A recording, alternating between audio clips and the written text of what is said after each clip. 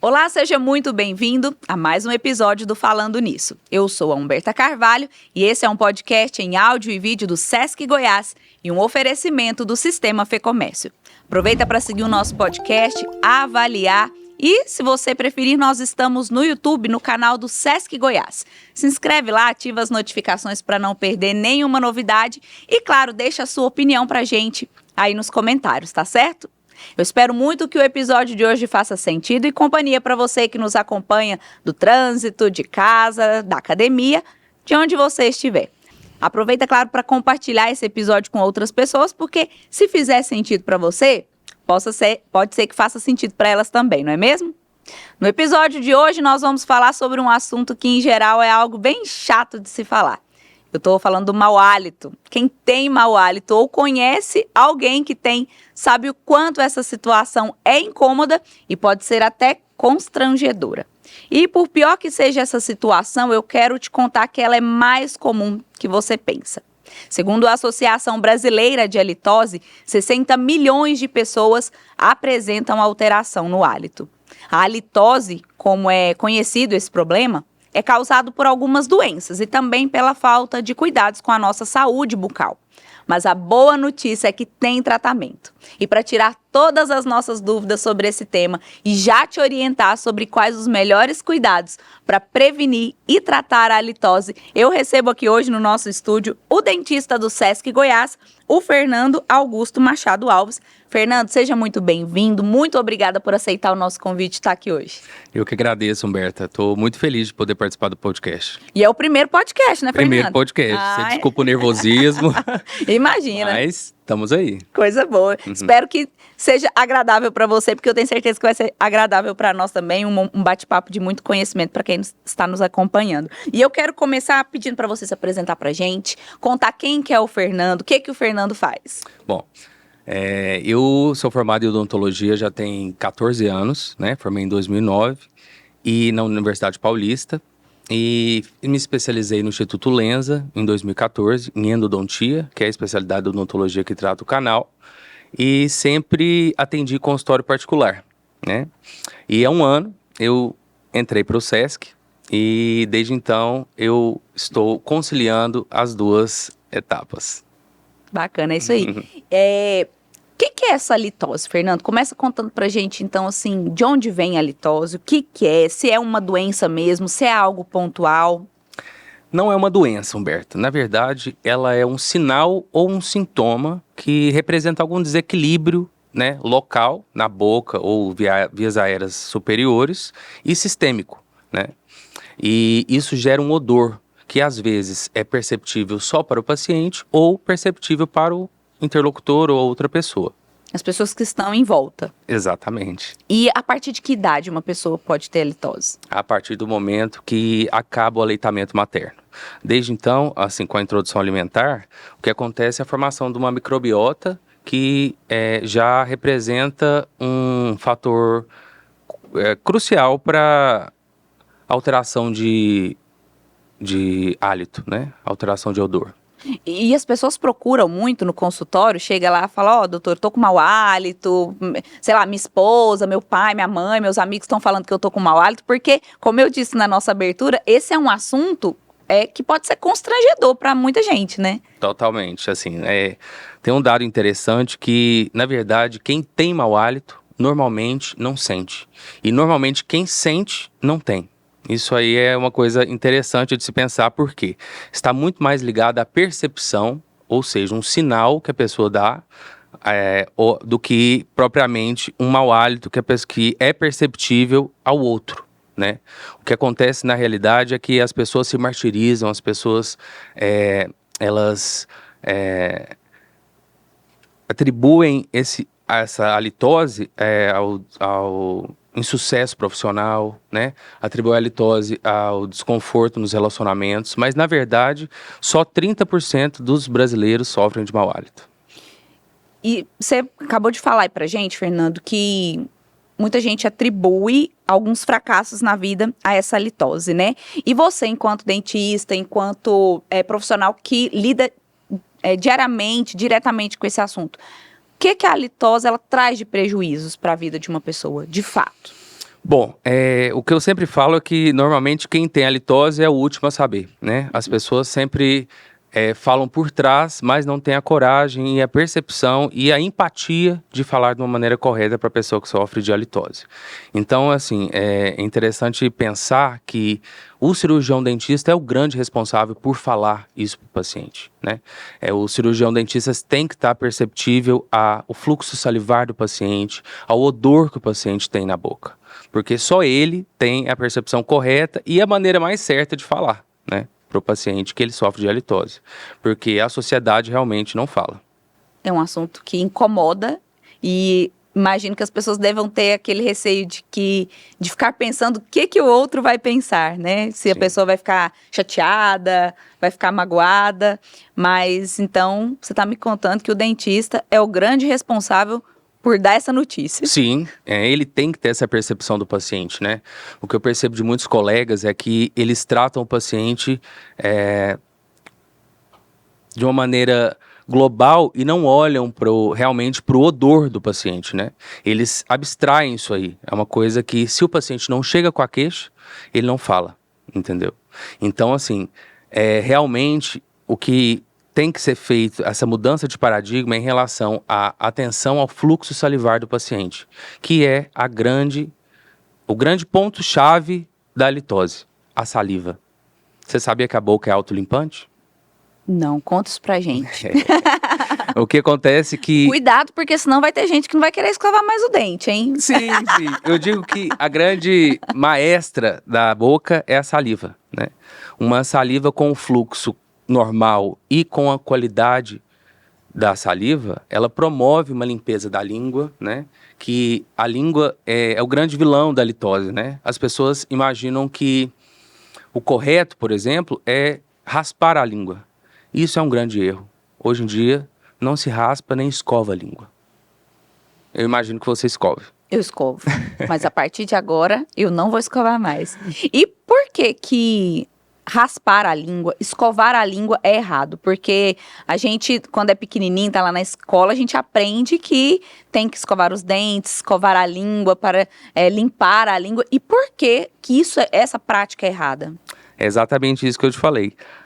A língua é autolimpante com a saliva. Então, a saliva num fluxo salivar, a língua com fluxo salivar correto, ela promove essa limpeza, né, da língua.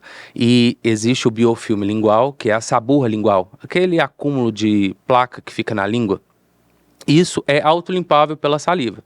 Então, o que acontece muitas vezes é que com o raspar da língua ou escovar, você está agredindo as papilas gustativas, aquelas que são responsáveis pelo gosto.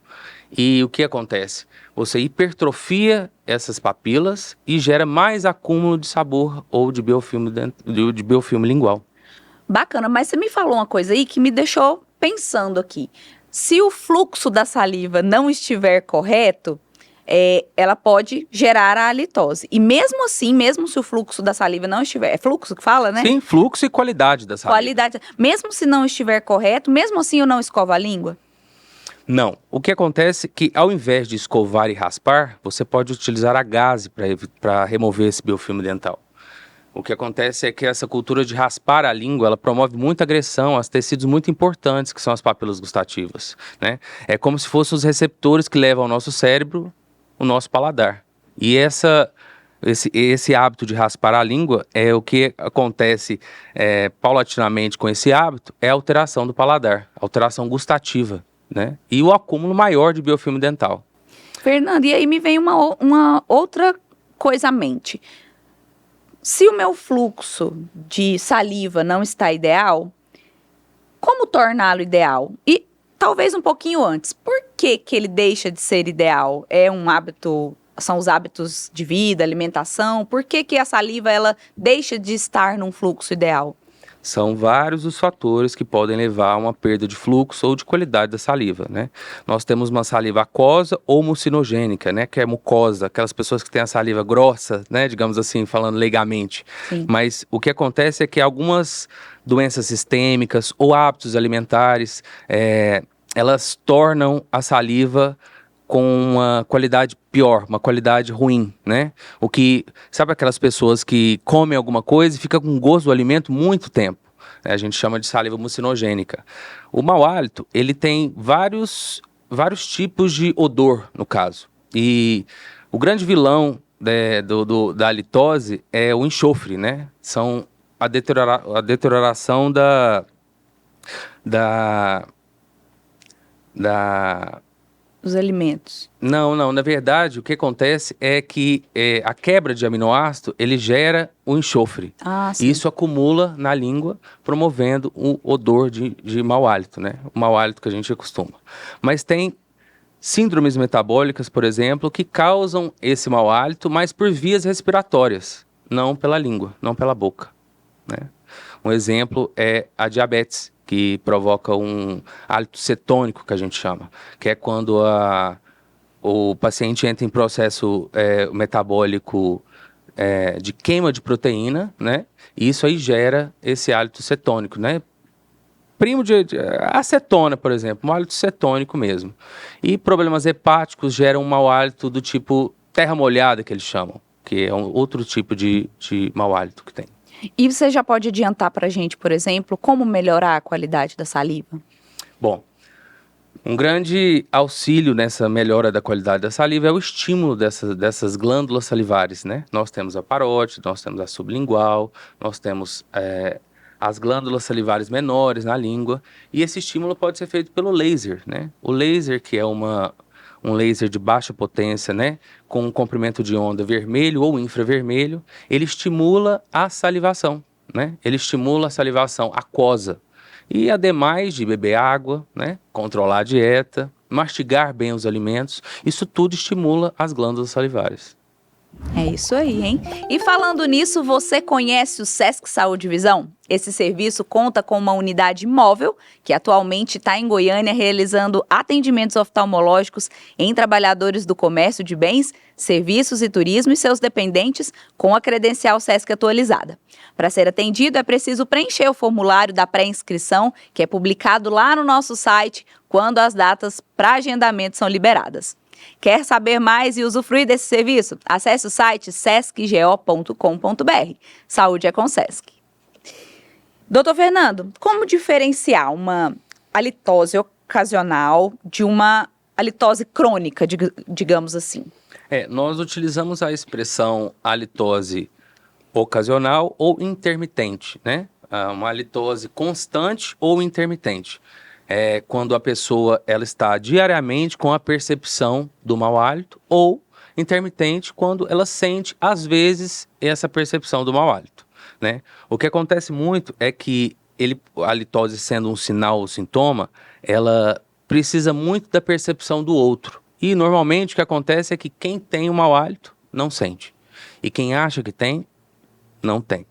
Ou seja, os pacientes chegam ao nosso consultório falando que tem muito mau hálito e, na verdade, não tem, né? E os pacientes que têm mau hálito, eles não têm essa percepção. E aí ocorre a exclusão, né? Ocorre os problemas de relacionamento, ocorre os percalços de ter um odor na boca.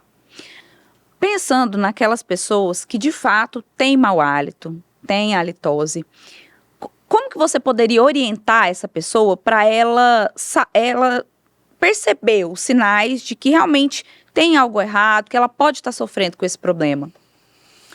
Procurar um cirurgião dentista, né, basicamente. Isso é algo que a gente tem que fazer todo ano, né? Só te cortando aqui, mas é algo que a gente tem que fazer todo ano. Então, em 6 meses. Se for todo ano, de ser em 6 meses, já é um bom caminho, né? Sim. E é ele quem vai ditar esse momento de tratar a halitose ou não, né? Tratar esse sintoma ou sinal. O sintoma é quando o paciente percebe, e sinal é quando o outro percebe, né?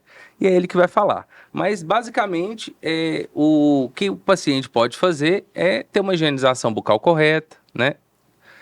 O feijão com arroz, né? Uma escova e um fio dental nunca fizeram mal a alguém, né? Então, assim, o que a gente percebe é que, às vezes, o paciente não escova o dente, ou só passa o fio dental, ou passa o fio dental e não escova o dente, né? E isso gera, realmente, um odor na boca, né? E Não tem muito segredo para fugir desse mau hálito. A grande questão é ficar de olho na saliva. E você já trouxe alguns pontos aqui, mas eu queria que você elencasse pra gente, assim, quais as principais causas dessa litose, para que as pessoas, elas se antenem, né? Pô, tô fazendo isso errado e talvez isso possa estar gerando a litose e eu nem tô percebendo. Perfeitamente. As causas da litose, elas podem ser condições bucais, né, que seriam cáries abertas, doença periodontal, né, nós temos acúmulo do biofilme na língua, né, que a gente já falou que a gente falou anteriormente, né, nós temos também fatores sistêmicos, problemas hepáticos, problemas renais, problemas de diabetes, né, a diabetes e essas condições sistêmicas e condições bucais, elas têm que ficar sempre no radar do paciente que tem a litose, né? Então, uma velha e boa escovação, uma velha e boa higiene bucal, mastigar bem os alimentos, né? E ter o controle da salivação, que consegue-se como? Com uma dieta balanceada, consumo de água e mastigar bem os alimentos, né? Tem até um exemplo que teve um paciente. Eu quero agradecer muito, inclusive, a professora Celi, né? Celi Novas Vieira, que é a papa da saliva hoje em dia no Brasil. Ela, inclusive, deu um curso de formação, né? Deu habilitação de laser para nós profissionais do SESC, né? Nós fizemos o ano passado. Desde então, todos os profissionais do SESC são habilitados em laser. E ela contou um caso de uma paciente que o marido chegou ao consultório relatando que ela tinha um odor de xixi, de ureia na boca. E aí, analisando a dieta da paciente, ela tomava 2 litros de coca por dia, né? Então, isso aí já matava a questão, né? Finalizava, daria um checkmate na litose. Ela precisava controlar a dieta. O que acontece é que o grande o consumo exagerado de refrigerantes, né, e alimentação ácida, ela gera realmente um hálito ureico, né, que dá, sim, a impressão de hálito semelhante a xixi. Cheiro de xixi. Exatamente. E isso me leva a um questionamento se é mito ou verdade, algo que as pessoas dizem que problemas estomacais também podem dar mau hálito, podem gerar o mau hálito. Isso é mito ou é verdade? Eu diria que seria mito, né? 99,9, né, está relacionada a condições bucais e sistêmicas.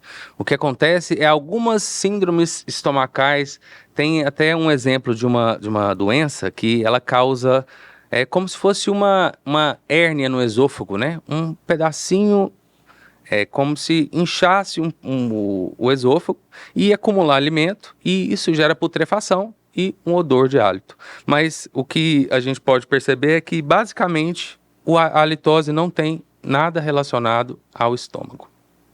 É isso aí, hein? E aí, tá curtindo o nosso episódio de hoje? Tá aprendendo muito? Lembrou daquela pessoa que é noiada, sempre acha que tá com mau hálito?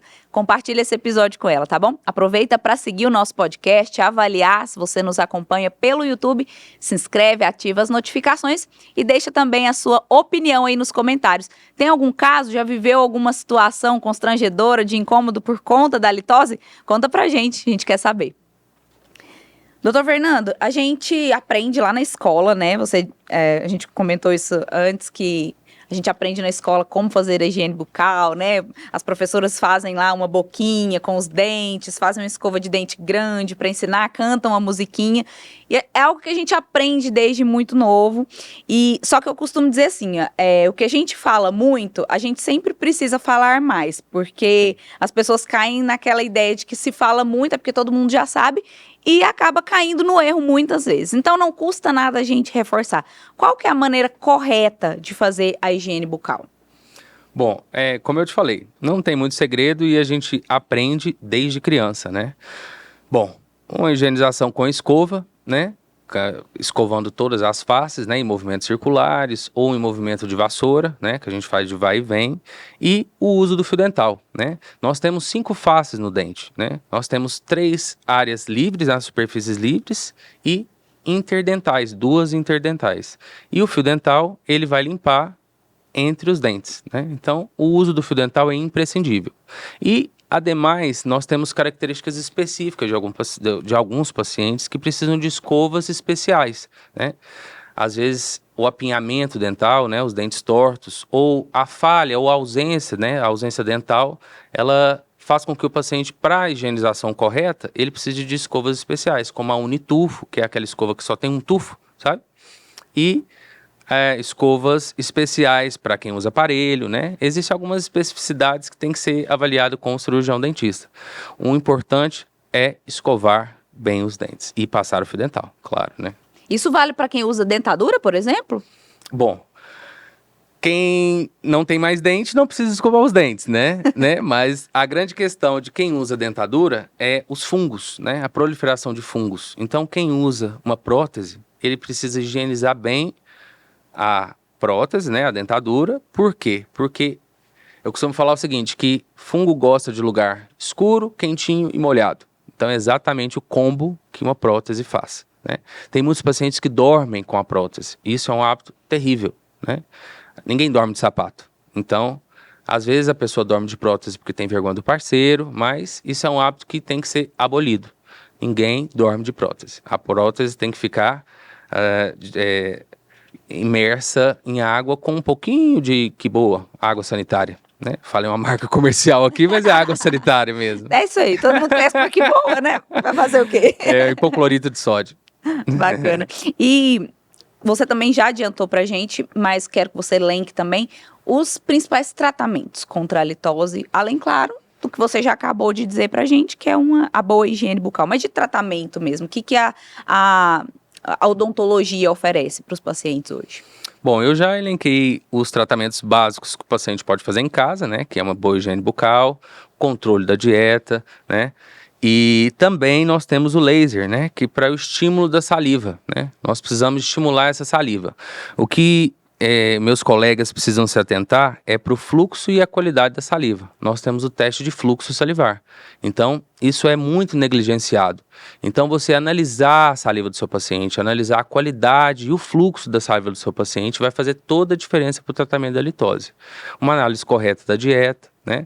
A análise dos hábitos funcionais e parafuncionais do paciente também.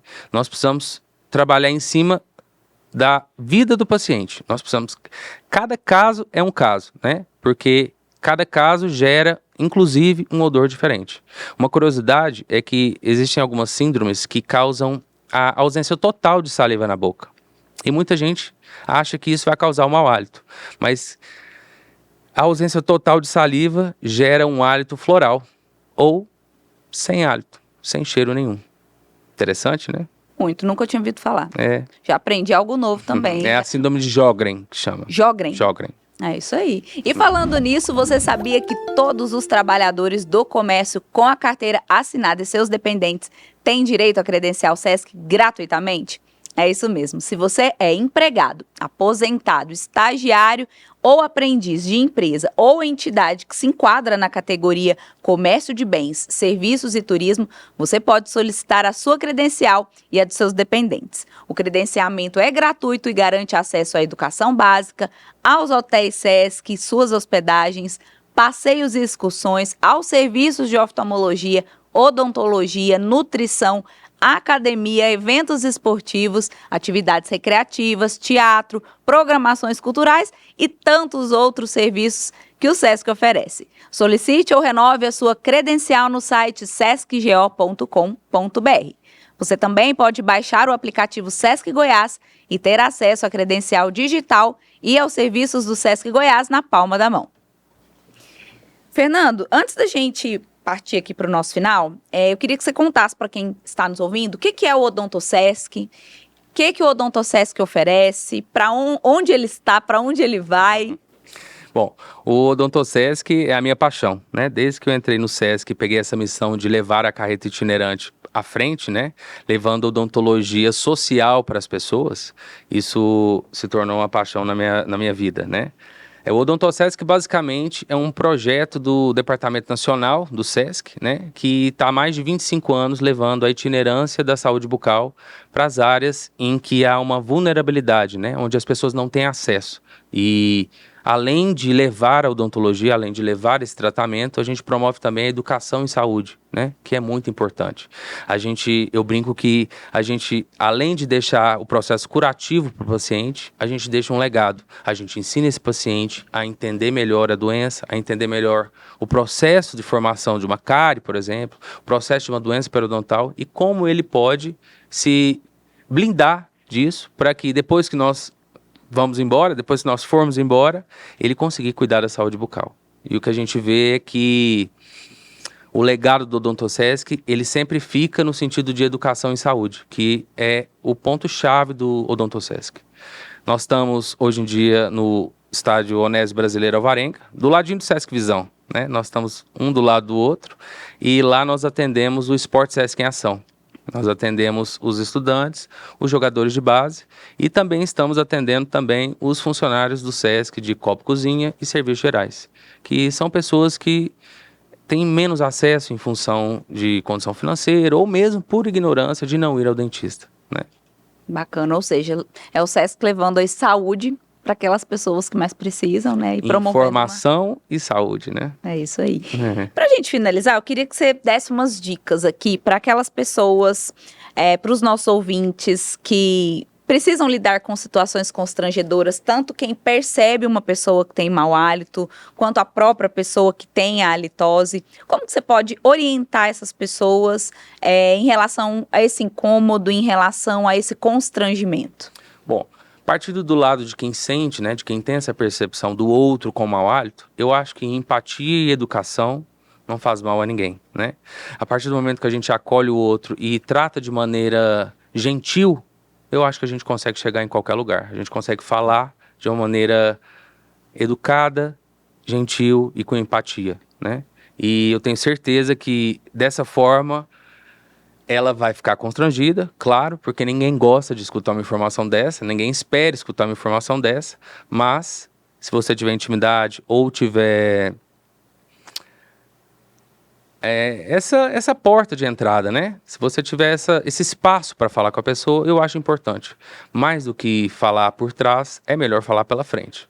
E se você se sente com mau hálito, saiba que às vezes isso é só uma percepção sua. Às vezes você não está com odor na boca, né? Então, procure o cirurgião dentista, né? E exponha para ele o que você está sentindo, que provavelmente você não terá esse mau hálito. Provavelmente você é apenas uma percepção gustativa de um gosto ruim na boca, né? O que a gente vê é que ficar sem comer muito tempo, né? Por períodos prolongados, ou mesmo alimentos com aromas, né? O alho, por exemplo, né? A alcina do alho, por exemplo. São alimentos que deixam uma percepção gustativa que a pessoa acha que está com mau hálito, mas o outro não sente. É o que acontece na maioria das vezes. A pessoa acha que tem, mas não tem. É isso aí, muito aprendizado em pouco tempo, né? Porque se a gente poderia ficar aqui o dia inteiro falando disso, e acredito que tem muitos assuntos relacionados à saúde bucal que na própria carreta do Odontosesc, as pessoas devem ser informadas sobre esses assuntos, que a higiene bucal ela vai além de escovar os dentes, né? Sim. Ela tem a ver com qualidade de vida, bem-estar, que é o que o Sesc se propõe, é o que nós propomos aqui no Falando Nisso. Então eu quero muito te agradecer pela sua participação e quero te propor um desafio antes da gente terminar. Queria que você compartilhasse com a gente uma palavra, uma expressão, uma frase que você gosta, que você usa no seu dia a dia, e contar aqui pra gente por que você gosta. Bom, uma frase aleatória que eu goste? Aleatória. Bom, então vou jogar do Pequeno Príncipe, né? Que você é eternamente responsável por aquilo que cativas, né? Então, a partir do momento que você se propõe a algo, você se propõe a ajudar ao outro, ou você se propõe a acolher o outro, você é eternamente responsável por ele. É isso aí. Fernando, muito obrigada pela sua participação, por dispor do seu tempo, do seu conhecimento. Se alguém quiser conhecer mais do seu trabalho, o trabalho do Odontosesc, como que faz? Bom, o Odontosesc está no estádio Onésio Brasileiro Alvarenga, no setor leste universitário, né? Goiânia. Goiânia, sim. E Às vezes a gente esquece que isso vai passar no Brasil inteiro, né? Isso mesmo. Em Goiânia.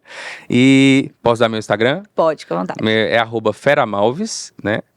E lá eu falo um pouco sobre odontologia, além de falar sobre os assuntos mais pertinentes da saúde bucal, eu falo um pouco sobre a odontologia também. É isso aí, muito obrigada, Eu viu? que agradeço. É isso aí, e aí, curtiu o nosso episódio de hoje? Aprendeu muito? Eu tô saindo aqui desse episódio com muitos aprendizados, eu tenho certeza de que você que nos acompanha também aprendeu muito. A partir de hoje já vai fazer uma higiene bucal mais adequada, já vai prestar mais atenção a detalhes que talvez você não prestava antes. Por isso eu quero agradecer a sua companhia, espero que você tenha gostado. Te convido a seguir o nosso podcast, avaliar, deixar a sua opinião nos comentários para você que nos acompanha aí pelo YouTube. Aproveito também para te convidar a seguir, a se inscrever no nosso canal, a ativar as notificações para não perder nenhum episódio novo, tá certo? Finalizo esse episódio com aquela reflexão de sempre. Pequenos cuidados diários fazem toda a diferença para uma vida saudável e plena. Até lá! Falando nisso.